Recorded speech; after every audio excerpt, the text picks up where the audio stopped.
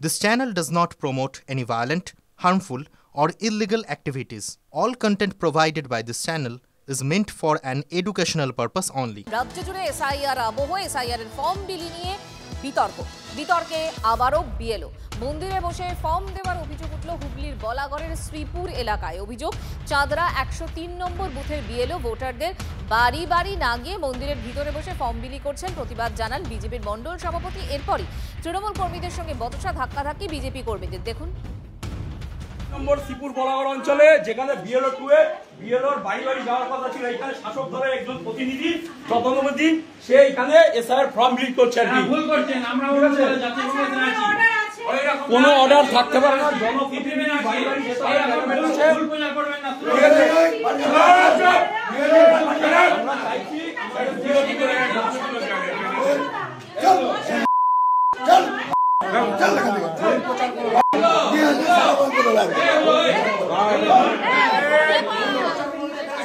গায়ে দিচ্ছেন কেন?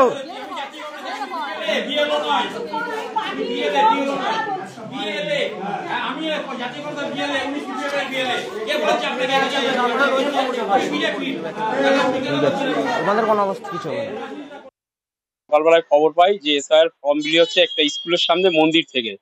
ফর্মটা কে বিলি করছে? শ্রীপুর বলাগড় গ্রাম পঞ্চায়েতের 103 নম্বর গ্রাম পঞ্চায়েতের আর সদস্যার স্বামী বিশ্বরূপ প্রামাণিক। ওর নেতৃত্বে ওইখানকার সিপিএম, তৃণমূল, কংগ্রেস, এখন আর একই বৃন্তে দুটি কুসুম না, একই বৃন্তে 3টি কুসুম, ওরা একত্রিতভাবে বিজেপিকে আটকানোর জন্য একটা পরিকল্পনা করেছে। আমি সশরীরে আমার যে দলীয় প্রার্থী বিএলএ 2 আছে তাকে নিয়ে, সুকান্ত বারিককে নিয়ে আমি ওই স্থানে হাজির হই এবং আমি ওনাকে জিজ্ঞেস করার পরে ওইখানকার যারা শাসক দলের ঘনিষ্ঠ তৃণমূল বিশ্বরূপ প্রামাণিকের নেতৃত্বে আমার উপরে ঝাঁপিয়ে পড়ে এবং আমাকে আক্রমণ করে আর কি।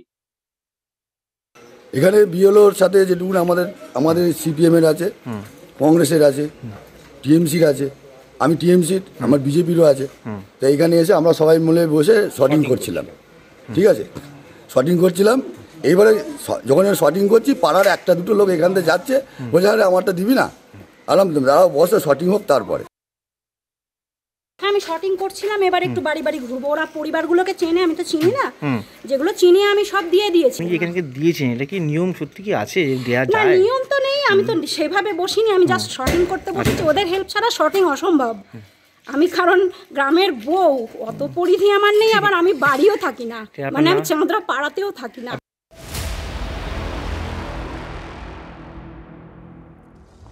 তৃণমূলের পঞ্চায়েত সদস্যের বাড়িতে বসে এনিউমারেশন ফর্ম বিলির অভিযোগ। উত্তেজনা মাথাভাঙার 1 নম্বর ব্লকের নয়ারহাট গ্রাম পঞ্চায়েত এলাকায়। অভিযোগ, এলাকার বিএলও তৃণমূল নেতার বাড়ির সামনে চেয়ার টেবিল নিয়ে বসে ফর্ম বিলি করছিলেন। এলাকার বিজেপির বিএলএ 2 বিপিন বর্মন প্রতিবাদ করেন। এরপর শুরু হয় অশান্তি। তৃণমূলের লোকজন বিজেপির বিএলএকে বেঁধে রাখার হুমকি দেয়, গালিগালাজ করে বলে অভিযোগ। যদিও সমস্ত অভিযোগ অস্বীকার করেছে তৃণমূল। পাল্টা বিজেপির বিএলএর বিরুদ্ধে বিএলওর ওপর হামলার অভিযোগ উঠেছে। যখন আমি যাই তখন দেখি ও টেবিল লাগায় ওরা তৃণমূলের লোককে নিয়ে একদম যে ফর্মগুলো আছে সেগুলো দেওয়া শুরু করছে, ঠিক আছে। পরে আমি বললাম যে না, এটা তো নিয়ম না। এই কথা বলতে যে সাথে যে ছিল বাবুলাল সরকার, ওর ভাই, ঠিক আছে, এত উত্তেজনা হয়ে গেল, ঠিক আছে, আমাকে আর কোনো কথাই বলতে দেয় না। ওরা বলতেছে যে কেন আসবে, একে বান্ধো, দড়ি নিয়ে আসো, ফটাফট বান্ধো, ঠিক আছে। আমি বললাম দেখেন আমি এখানকার বিএলও 2 আছে, ঠিক আছে, আমার এখানে থাকার অধিকার আছে। ওরা বলছে যে আমরা কোনো কথাই মানবো না, তোর এখানে আসা চলবে না, তুই কেন আসছিস এখানে, একদম অকথ্য ভাষা, একদম হাল্লাচিল্লা গালাগালির মতো পরিস্থিতি। যদি আমি এখানে তাড়াতাড়ি, আমার যদি ওয়াইফ না যায়, হয়তো আমাকে একটু পরে আমাকে বাঁধতে হবে। তো আমি শুনতে পারলাম যে সে বিপিন বর্মনকে অ্যাটাক করছে। পরে আমি গেলাম, দেখি কি হচ্ছে। ওখানে গিয়ে দেখি তৃণমূলের সবাই জড়ো হয়ে গেছে। জড়ো হয়ে ওনাকে বলতেছে, ওনাকে বান্ধো, ধরে বান্ধো, গাছে বান্ধো, আমরা কিভাবে ফর্ম বিলি করি, উনি আইসা দেওয়ানিগিরি করার কে, ও কে, বিপিন কে, মস্তান হয়েছে, এরকম করে বলতেছে। তারপরে ও বলছে আমি মানবো না, আমি বাড়ি বাড়ি ফর্ম বিলি করাবো, বাড়ি বাড়ি ফর্ম বিলি করতেই হবে, এটাই নিয়ম। এটুকু আমি শুনলাম। শোনার পরে তো আমি চলে আসলাম। তারপরে দেখি ওরা বলতেছে ওকে আসতে দেবো না ডিউটিতে, ওকে আজকে এইখান থেকে ওর শেষ, ও বিএলও 2 কি জানে, এইসব বলতেছে। আমি তাই না, এরকম কোনো ঘটনাই ঘটেনি। প্রত্যেক যারা বিএলও আছে আর কি, তারা প্রত্যেক পাড়ায় পাড়ায় যাচ্ছে, প্রত্যেক বাড়িতে যাচ্ছে, বাড়িতে গিয়ে গিয়ে ফর্ম বিলি করছে।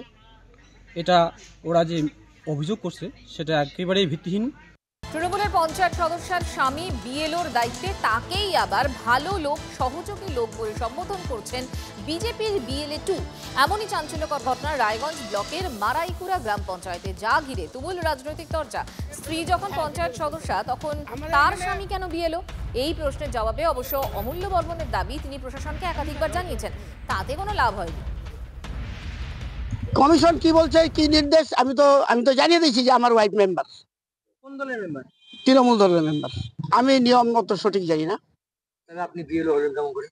নিয়ম না হলে আমাকে বিএলও অ্যাপয়েন্টমেন্ট দিচ্ছে, আমি জানিয়ে দিচ্ছি যে আমার ওয়াইফ মেম্বার আছে।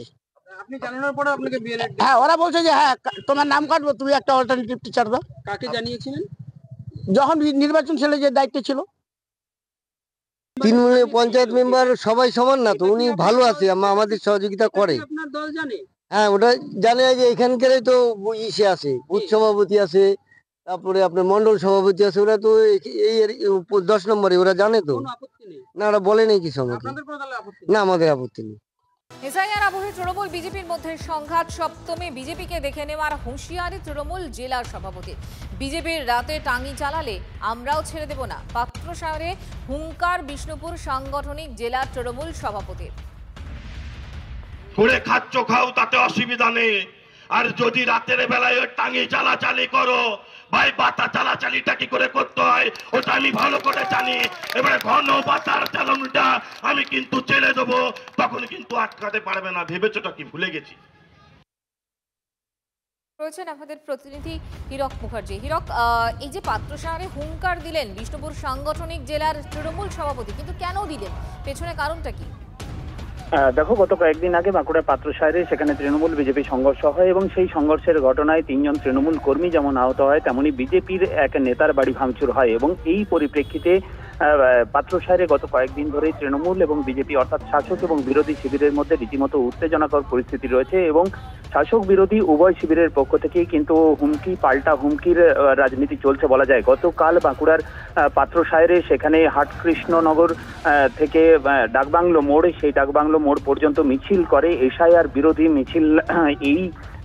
এই ব্যানারে তৃণমূলের পক্ষ থেকে মিছিল করা হয় এবং সেই মিছিল শেষে যে সভা, সেই সভাতেই বিষ্ণুপুর সাংগঠনিক জেলার তৃণমূলের সভাপতি সুব্রত দত্ত তিনি স্পষ্টতই বিজেপির বিরুদ্ধে কার্যত হুঙ্কার দেন। তিনি যেটা বলেন যে টাঙ্গি যদি চালাচালি হয় তাহলে সেক্ষেত্রে বাতা চালাচালি তারা করবেন, অর্থাৎ কার্যত প্রকাশ্যে বিজেপি কর্মীদের হুঁশিয়ারি দিলেন। বিজেপি যদিও এই ঘটনা বা এই বক্তব্যের পরিপ্রেক্ষিতে বিজেপির যেটা দাবি যে তারা কোনোভাবেই শঙ্কিত নন, বরং তৃণমূল সামনে 2026-এর যে বিধানসভা নির্বাচন, সেই বিধানসভা নির্বাচনে হারের ভয়ে আতঙ্কিত এবং সেই কারণেই এই ধরনের মন্তব্য করছে। সব মিলিয়ে পাত্রসায়ের যে হুমকি, পাত্রসায়ের শাসক বিরোধী শিবিরের যে হুমকি পাল্টা হুমকির যে রাজনীতি, সেই রাজনীতি এখনো অব্যাহত রয়েছে, এটা কিন্তু বলাই যায়।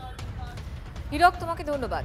মঞ্চ থেকে নেমে এসে কেন এই হুঙ্কারটা দিলেন, হুঁশিয়ারিটা দিলেন তৃণমূলের তরফ থেকে জেলা সভাপতি, তিনি কি বললেন শুনুন, পাল্টা বিজেপি পক্ষ। এলাকায় সন্ত্রাস কায়েম করে মানুষকে ভয় দেখিয়ে আবার ভোট লুট করবো, এটা ঠিক কেমন? গ্রাম বাংলায় একটা জিনিস আছে জানেন তো, গ্রাম বাংলায় অনেকগুলি প্রবাদ আছে। গ্রাম বাংলার মানুষ এখনো বাতা চালাচালিটা খুব ভালোবাসে, আর এটা গ্রাম বাংলার মানুষ বুঝবে, এটা দিবাকর বাবুরা বুঝবে। ওনারা যেখানেই যান ধমকানি চমকানি ছাড়া ওনাদের কোনো বক্তব্য নেই। এটার কারণ হচ্ছে 2026 সালে তৃণমূল কংগ্রেস হারবে, এটা তৃণমূল কংগ্রেসের নেতারাও বুঝে গেছেন। সেই নিশ্চিত হার জেনে হতাশা থেকে ভয়ে এ সমস্ত বক্তব্য রাখছেন। তো ধমকে চমকে বিজেপিকে লাভ নেই।